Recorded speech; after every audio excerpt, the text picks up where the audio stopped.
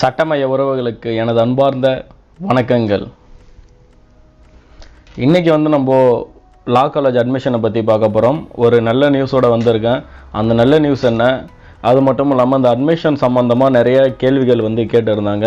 அந்த கேள்விகள்லாம் பார்த்திங்கன்னா அதற்கான ஒரு சில பதில்கள் இன்றைக்கி பார்க்க போகிறோம். முதல் முறை நம்ம சேனலை பார்க்குறீங்க அப்படின்னா அல்லது சப்ஸ்கிரைப் பண்ணாமல் இருந்தீங்கன்னா மறக்காமல் சேனலை சப்ஸ்கிரைப் பண்ணிவிடுங்க. கீழே ரெட் கலர் பட்டன் இருக்கும், அதை கிளிக் பண்ணிங்கன்னா சப்ஸ்கிரைப் ஆகிடும். அப்போ தான் தொடர்ந்து நான் போடுற வீடியோஸ் உங்களுக்கு வரும். அந்த குட் நியூஸ் என்ன அப்படின்னு சொல்லி பார்த்தீங்கன்னா, LLBயும் LLM அட்மிஷன் அப்ளை பண்ணுறதுக்கு பார்த்தீங்கன்னா 28/10 இந்த மாத கடைசியில் கொடுத்துருந்தாங்க. ஆனால் இப்போ பார்த்தீங்கன்னா 18/11 கிட்டத்தட்ட ஒரு 22 நாட்கள் கிட்ட எக்ஸ்டெண்ட் பண்ணியிருக்காங்க. அதற்கான அந்த காரணம் என்ன அப்படின்னு சொல்லி பார்த்தீங்கன்னா, கண்டிப்பாக எல்லாருக்குமே தெரிஞ்சிருக்கும். நிறைய பேருக்கு ரிசல்ட் வரல. அது மட்டும் இல்லாமல் உங்களுக்கு ஒரு வேளை மார்க் ஷீட் இல்லை அப்படின்னா நீங்கள் என்ன பண்ணணும்னா, உங்களோட கன்சர்ன்ட் யூனிவர்சிட்டி எதுன்றதை பார்த்து அதில் நீங்கள் கேட்டு ரிசல்ட் ஏன் வரலன்னு சொல்லி அந்த காரணங்களை கேட்கலாம். இன்கேஸ் உங்களுக்கு ரிசல்ட் வந்திருந்தது அப்படின்னா நீங்கள் மார்க் லிஸ்ட்டுக்கு வெயிட் பண்ண வேண்டிய எந்த ஒரு அவசியமே கிடையாது. உடனடியாக பார்த்தீங்கன்னா இன்டர்நெட்டில் நீங்கள் என்ன காப்பி எடுக்கிறீங்களோ அந்த பாஸ் பர்சன்டேஜாக உடனடியாக அதை அப்லோட் பண்ணிவிடுங்க. அதை அப்லோட் பண்ணி உங்களோட மார்க் என்னென்ன அப்படின்றத கரெக்டாக நீங்கள் பர்சன்டேஜாக இருந்தீங்கன்னா பர்சன்டேஜில் போட்டுருங்க.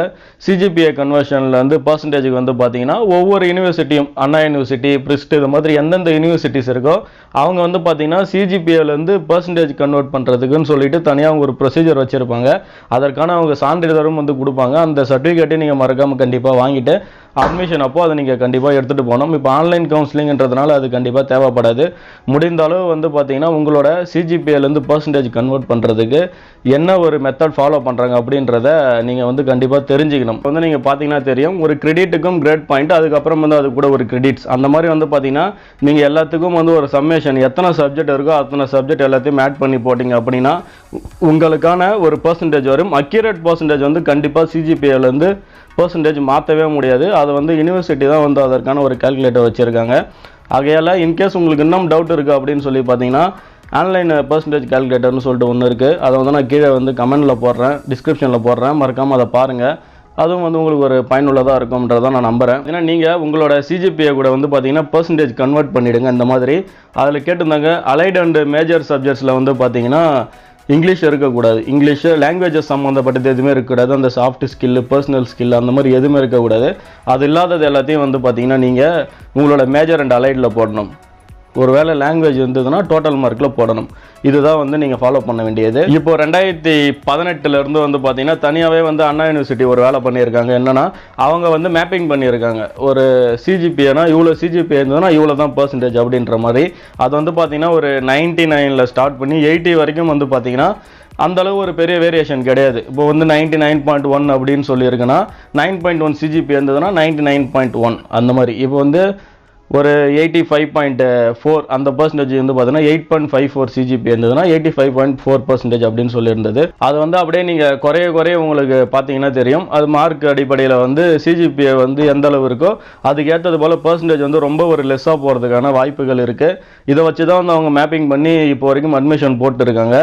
ஆகையால் நீங்கள் உங்களோட டோட்டல் மார்க் என்னன்றதை நம்ம முன்னாடியே சொன்ன மாதிரி கிரெடிட் கூட ஒரு 0 சேர்த்து நீங்கள் ஆட் பண்ணிங்க அப்படின்னா உங்களுக்கு ஓரளவு கிளியராக, அந்தளவு அக்யூரேட்டாக இல்லாட்டினாலும் ஓரளவு அதுக்கு மாட்ரேட்டான பர்சன்டேஜ் வந்துடும். அட்மிஷன் சமயத்தில் அவங்க மற்ற விஷயங்கள் எல்லாத்தையும் கண்டிப்பாக யூனிவர்சிட்டியாக பார்த்துக்கும். அப்புறம் பார்த்தீங்கன்னா இன்னும் ஒரு சில முக்கியமான கேள்விகள்லாம் கேட்டிருந்தாங்க. இப்போ நான் ஒர்க் பண்ணிக்கிட்டே லா படிக்க போகிறேன் அப்படின்னு சொல்லிட்டு கண்டிப்பாக அது மாதிரி பண்ணுறதுக்கு எந்த வாய்ப்பும் கிடையாது. ரெகுலர் அட்டெண்டன்ஸில் தான் லா பண்ண முடியும்.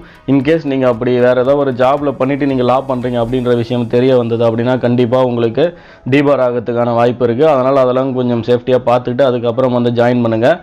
நிறைய பேர் எனக்கு இந்த பர்சன்டேஜ் இருக்குது, சீட் கிடைக்குமா, இந்த பர்சன்டேஜ் சீட் கிடைக்குமா அப்படின்ற மாதிரிலாம் நிறைய கேள்விகள் இருந்தது. அதுக்கு நம்ம சொல்லக்கூடிய ஒரு பதில் என்ன அப்படின்னு சொல்லி பார்த்தீங்கன்னா, இப்போது கிட்டத்தட்ட பார்த்தீங்கன்னா ஒரு 1040 சீட்ஸ் தான் பார்த்தீங்கன்னா LLBக்கு இருக்கும்னு சொல்லி நினைக்கிறேன். கிட்டத்தட்ட ஒரு 2 நாட்களுக்கு முன்னாடியே 29,000 பேர்கிட்ட அப்ளை பண்ணியிருக்காங்க. அந்த அப்ளிகேஷன் நம்பர் வச்சு நான் சொல்கிறேன். ஆகையால் பார்ப்போம் எந்த அளவு அப்ளை பர்சன்டேஜ் இருக்குது, அதுக்கப்புறம் எந்த அளவு அதிக மார்க் யார் எடுத்திருக்காங்க அப்படின்றத அதுலேருந்து பார்த்தீங்கன்னா கட் ஆஃப் மார்க் இவங்க கேல்குலேட் பண்ணி சொல்லுவாங்க. காத்திருந்து பார்ப்போம் என்ன நடக்குது அப்படின்றது. கம்யூனிட்டி வைஸ் இதெல்லாம் நடக்கிறதுக்கான வாய்ப்புகள் இருக்குது. ஆகையால் அப்ளை பண்ண எல்லாருக்கும், அப்ளை பண்ண போகிற எல்லாருக்கும் என்னுடைய வாழ்த்துக்கள். கண்டிப்பாக தொடர்ந்து உங்கள் ஆதரவு கொடுங்க. அது மட்டும் இல்லாமல் LLBக்கும் LLMக்கும் பார்த்தீங்கன்னா LLM நேரடியாக பண்ண முடியுமா அப்படின்னு சொல்லி கேட்டிருந்தாங்க. LLMன்றது நேரடியாக பண்ண முடியாது. எல்எல்பி கம்ப்ளீட் பண்ணதுக்கப்புறம் தான் வந்து எல்எல்எம் பண்ண முடியும். ஆக்சுவலாக அது வந்து மாஸ்டர்ஸ், எல்லா டிகிரிக்குமே ஒரு மாஸ்டர்ஸ் இருக்கலாம். இப்போ இன்ஜினியரிங்னா எப்படி பிஇக்கு அப்புறம் எம்இ இருக்கோ, பிகாமுக்கு அப்புறம் எம்காம் இருக்கோ, பிஎஸ்சிக்கு அப்புறம் எம்எஸ்சி இருக்கோ, அதே மாதிரி எல்எல்பி நீங்கள் கம்ப்ளீட் பண்ணால் மட்டும்தான் எல்எல்எம் பண்ண முடியும். அதை தவிர்த்து டிப்ளமோ கோர்ஸ் வந்து நிறையா இருக்குது. சைபர் லா, ஃபோரன்சிக்கு, கிரிமினாலஜி, இந்த மாதிரி நிறைய டிப்ளமோ லாஸ் இருக்குது. அது யார் வேணாலும் படிக்கலாம். எனி டிகிரி வந்து நீங்கள் அதை படிக்கிறதுக்கான வாய்ப்புகள் இருக்குது. ஆகையால் இதுதான் இன்றைக்கி நம்ம பார்த்தது. தொடர்ந்து உங்கள் ஆதரவு கொடுங்க, சப்போர்ட் பண்ணுங்கள், சேனலை சப்ஸ்கிரைப் பண்ணிவிடுங்க. இன்னொரு வீடியோவில் உங்களை நான் சந்திக்கிறேன். நன்றி, வணக்கங்கள்.